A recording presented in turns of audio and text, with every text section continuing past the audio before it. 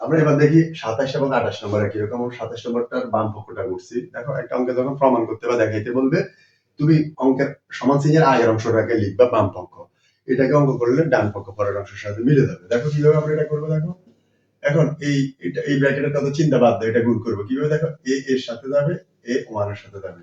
বলো এ এর সাথে গেলে এ স্কয়ার, এ একবার একবার দুইবার।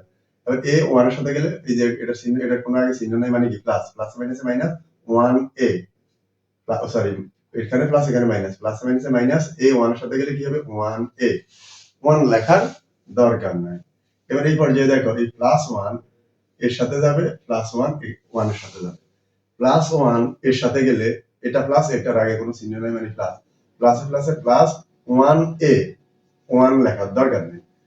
এখানে এটা প্লাস ওয়ান ওয়ান এর সাথে যাবে, তখন কি হবে এটা প্লাস এটা মাইনাস, প্লাসে মাইনাসে মাইনাস, একে একে এক। ওকে, এবার এই পর্যায়ে এটার কোনো কাজ নাই, এটাকে লিখে রাখবো শুধু।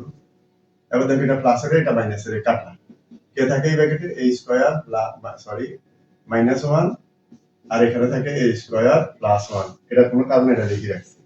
এবার আবার খেয়াল করো, এই এ স্কয়ারটা এখানে গুণ হবে, এই স্কয়ারটা এখানে গুণ হবে।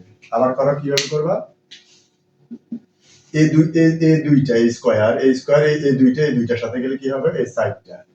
এরপরে আসো এই দুইটা এই প্লাস ওয়ান এর সাথে গেলে কি হবে এই স্কয়ারও হবে প্লাস ওয়ানও হবে, তাহলে ওয়ান লেখার দরকার নেই, প্লাস প্লাস ওয়ান এ স্কয়ার, তো ওয়ান লেখার দরকার নেই।